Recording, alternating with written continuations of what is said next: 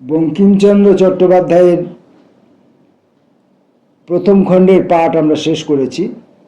দ্বিতীয় খণ্ডের প্রথম পরিচ্ছেদ আগের ভিডিওতে পড়েছি।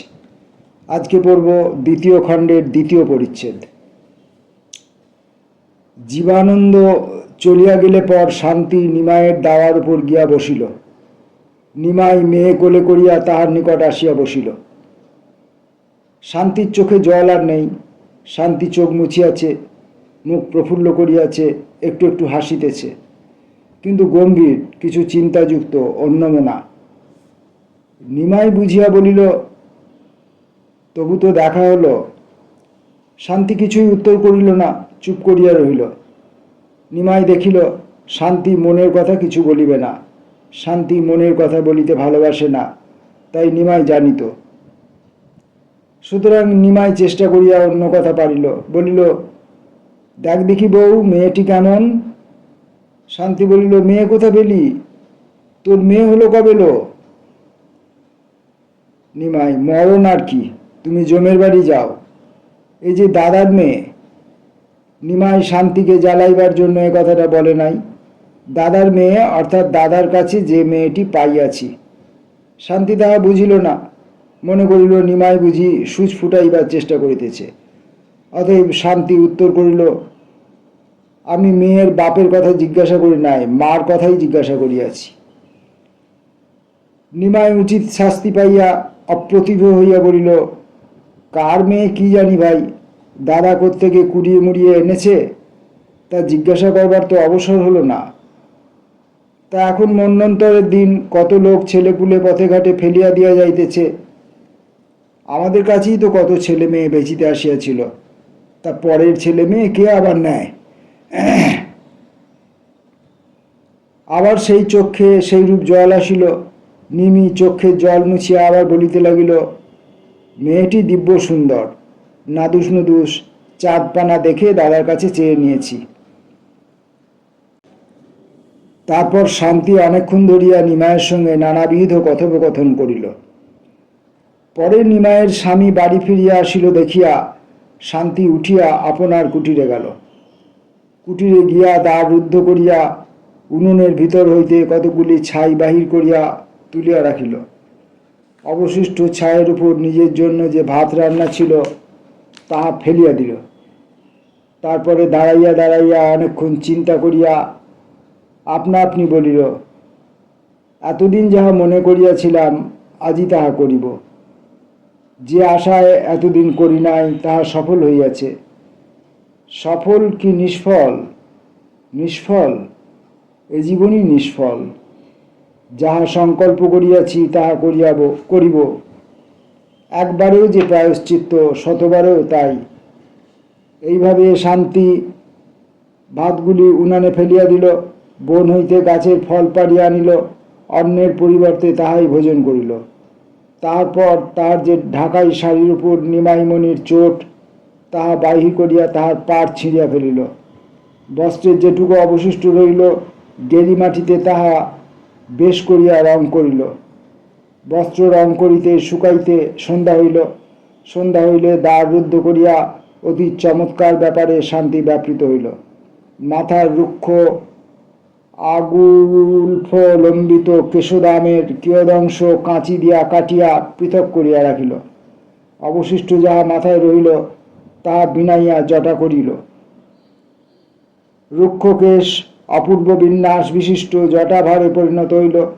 তারপর সেই গৈরিক বসনখানি অর্ধেক ছিঁড়িয়া ধরা করিয়া চারু অঙ্গে শান্তি পরিধান করিল। অবশিষ্ট অর্ধেকে হৃদয় আচ্ছাদিত করিল। ঘরে একখানি ক্ষুদ্র দর্পণ ছিল। বহুকালের পর শান্তি সেখানে বাহির করিল। বাহির করিয়া দর্পণে আপনার বেশ আপনি দেখিল।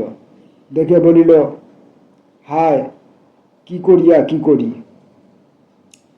তখন দর্পণ ফেলিয়া দিয়া যে চুলগুলি কাটা পড়িয়াছিল তাহা লইয়া শ্মশ্রুগুম্ফ রচিত করিল, কিন্তু করিতে পারিল না।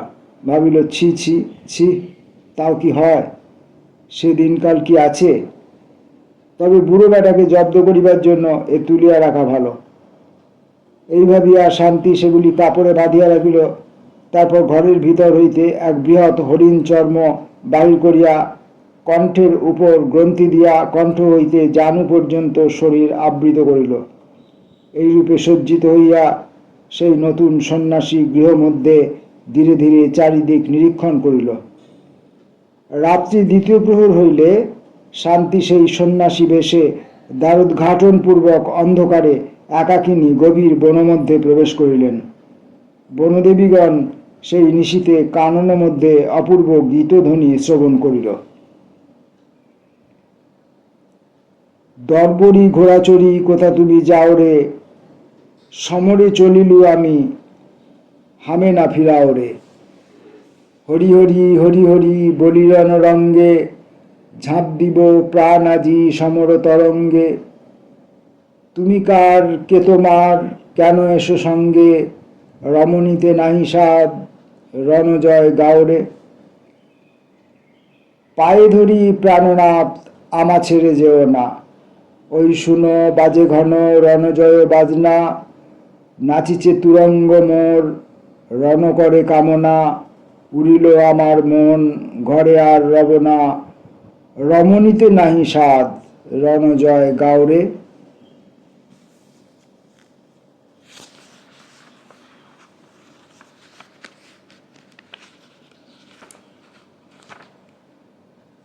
এরপর দ্বিতীয় খণ্ডের তৃতীয় পরিচ্ছেদ। পরদিন আনন্দমঠের ভিতর নিভৃত কক্ষে বসিয়া ভগ্নোৎসাহ সন্তান নায়ক তিনজন কথোপকথন করিতেছিলেন। জীবানন্দ ও সত্যানন্দকে জিজ্ঞাসা করিলেন, মহারাজ, দেবতা আমাদিগের প্রতি এমন অপ্রসন্ন কেন? কি দোষে আমরা মুসলমানের নিকট পরাভূত হইলাম? সত্যানন্দ বললেন, দেবতা অপ্রসন্ন নহে, যুদ্ধে জয় পরাজয় উভয়ই আছে। সেদিন আমরা জয়ী হইয়াছিলাম, আজ পরাভূত হইয়াছি। শেষ জয়ই জয়। আমরা নিশ্চিত ভরসা আছে যে একদিন আমাদিগকে যিনি দয়া করিয়াছেন সেই শঙ্খচক্র গদাপদ্মধারী বনমালী পুনর্বার দয়া করিবেন। তাহার পাদস্পর্শ করিয়া যে মহাব্রতে আমরা ব্রতী হইয়াছি, অবশ্য সে ব্রত আমাদিগকে সাধন করিতে হইবে। বিমুখ হইলে আমরা অনন্ত নরক ভোগ করিব। আমাদের ভাবী মঙ্গলের বিষয়ে আমাদের সন্দেহ নাই, কিন্তু যেমন দেবানুগ্রহ ভিন্ন কোনো কার্য সিদ্ধ হইতে পারে না, তেমনি পুরুষকারও চাই। আমরা যে পরাভূত হইলাম তাহার কারণ এই যে আমরা নিরস্ত্র। গোলাগুলি বন্দুক কামানের কাছে লাঠি সোটা বল্লমে কি হইবে? অতএব আমাদিগের পুরুষকারের লাঘব ছিল বলিয়াই এই পরাভব হইয়াছে। এক্ষণে আমাদের কর্তব্য যাহাতে আমাদিগেরও ঐরূপ অস্ত্রের অপ্রতুল না হয়। জীবানন্দ, সে অতি কঠিন ব্যাপার। সত্যানন্দ বলিলেন, কঠিন ব্যাপার জীবানন্দ? সন্তান হইয়া তুমি এমন কথা মুখে আনিলে? সন্তানের পক্ষে কঠিন কাজ আছে কি? কি প্রকারে তাহা সংগ্রহ করিব, আজ্ঞা করুন। সংগ্রহের জন্য আমি আজ রাত্রে তীর্থযাত্রা করিব। যতদিন না ফিরিয়া আসি ততদিন তোমরা কোনো গুরুতর ব্যাপারে হস্তক্ষেপ করিও না, কিন্তু সন্তানদিগের একতা রক্ষা করিও। তাহাদিগের গ্রাসাচ্ছাদন যোগাইও এবং মার রণজয়ের জন্য অর্থভাণ্ডার পূর্ণ করিও। এই ভার তোমাদিগের দুইজনের উপর রহিল। ভবানন্দ বলিলেন, তীর্থযাত্রা করিয়া এ সকল সংগ্রহ করিবেন কি প্রকারে? গোলাগুলি বন্দুক কামান কিনিয়া পাঠাইতে বড় গোলমাল হইবে। আর এত পাইবেন বা কোথা? বেচিবে বা কে? আনিবে বা কে? সত্যানন্দ, কিনিয়া আনিয়া আমরা কর্ম নির্বাহ করিতে পারিব না। আমি কারিগর পাঠাইয়া দিব, এইখানে প্রস্তুত করিতে হইবে। সে কি, এই আনন্দমঠে? তাও কি হয়? ইহার উপায় আমি বহুদিন হইতে চিন্তা করিতেছি। ঈশ্বর অদ্য তাহার সুযোগ করিয়া দিয়াছেন। তোমরা বলিতেছিলে ভগবান প্রতিকূল, আমি দেখিতেছি তিনি অনুকূল। কোথায় কারখানা হইবে? পদচিহ্নে। সে কি, সেখানে কি প্রকারে হইবে? সত্যানন্দ, নইলে কি কি জন্য আমি মহেন্দ্র সিংহকে এই মহাব্রত গ্রহণ করাইবার জন্য এত আকিঞ্চন করিয়াছি? মহেন্দ্র কি ব্রত গ্রহণ করিয়াছেন? ব্রত গ্রহণ করেন নাই, করিবে। আজ রাত্রে তাহাকে দীক্ষিত করিব। জীবানন্দ, কই, মহেন্দ্র সিংহকে ব্রত গ্রহণ করাইবার জন্য কি আকিঞ্চন হইয়াছে তাহা আমরা দেখি নাই। তাহার স্ত্রী কন্যার কি অবস্থা হইয়াছে, কোথায় তাহাদিগকে রাখিল? আমি আজ একটি কন্যা নদী তীরে পাইয়া আমার ভগিনীর নিকট রাখিয়া আসিয়াছি। সেই কন্যার নিকট একটি সুন্দরী স্ত্রীলোক মরিয়া পড়িয়াছিল। সে তো মহেন্দ্রের স্ত্রী কন্যা নয়, আমার তাই বোধ হইয়াছিল। সত্যানন্দ, সেই মহেন্দ্র স্ত্রী কন্যা। ভবানন্দ চমকাইয়া উঠিলেন। তখন তিনি বুঝিলেন, যে স্ত্রীলোককে তিনি ঔষধ বলে পুনর্জীবিত করিয়াছিলেন সেই মহেন্দ্রর স্ত্রী কল্যাণী। কিন্তু এক্ষণে কোনো কথা প্রকাশ করা আবশ্যক বিবেচনা করিলেন না। জীবানন্দ বলিলেন, মহেন্দ্র স্ত্রী মরিল কিসে? বিষ পান করিয়া। কেন বিষ খাইল? ভগবান তাহাকে প্রাণত্যাগ করিতে স্বপ্নাদেশ করিয়াছিলেন। সে স্বপ্নাদেশ কি সন্তানের কার্যোদ্ধারের জন্যই হইয়াছিল? মহেন্দ্রর কাছে সেইরূপই শুনিয়াছিলাম। এক্ষণে সায়াহ্নকাল উপস্থিত, আমি সায়ংকৃত্যাদি সমাপনে চলিলাম। তৎপরে নতুন সন্তানদিগকে দীক্ষিত করিতে প্রবৃত্ত হইব। ভবানন্দ, সন্তানদিগকে? কেন? মহেন্দ্র ব্যতীত আর কেহ আপনার নিজ শিষ্য হইবার স্পর্ধা রাখে কি?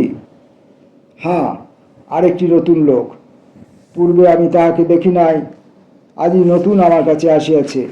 সে অতি তরুণ বয়স্ক যুবা পুরুষ। আমি তাহার আকার ইঙ্গিতে ও কথাবার্তায় অতিশয় প্রীত হইয়াছি। খাঁটি সোনা বলিয়া তাহাকে বোধ হইয়াছে। তাহাকে সন্তানের কার্য শিক্ষা করাইবার ভার জীবানন্দের প্রতি রহিল, কেননা জীবানন্দ লোকের চিত্তাকর্ষণে বড় সুদক্ষ। আমি চলিলাম। তোমাদের প্রতি আমার একটি উপদেশ বাকি আছে, অতিশয় মনঃসংযোগ পূর্ব তাহা শ্রবণ করো। তখন উভয়ে যুক্তকর হইয়া নিবেদন করিলেন, আজ্ঞা করুন। সত্যানন্দ বলিলেন, তোমরা দুইজনে যদি কোনো অপরাধ করিয়া থাকো, অথবা আমি ফিরিয়া আসিবার পূর্বে, তবে তাহার প্রায়শ্চিত্ত আমি না আসিলে করিও না। আমি আসিলে প্রায়শ্চিত্ত অবশ্য কর্তব্য হইবে। এই বলিয়া সত্যানন্দ স্বস্থানে প্রস্থান করিলেন। ভবানন্দ ও জীবানন্দ উভয়ে পরস্পরের মুখ চাওয়াচাই করিলেন। ভবানন্দ বলিলেন, তোমার উপর নাকি? জীবানন্দ, বোধহয় ভগিনীর বাড়িতে মহেন্দ্রর কন্যা রাখিতে গিয়াছিলাম। ভবানন্দ, তাতে দোষ কি? সেটা তো নিষিদ্ধ নহে। ব্রাহ্মণীর সঙ্গে সাক্ষাৎ করিয়া আসিয়াছ কি? জীবানন্দ, বোধহয় গুরুদেব তাই মনে করেন।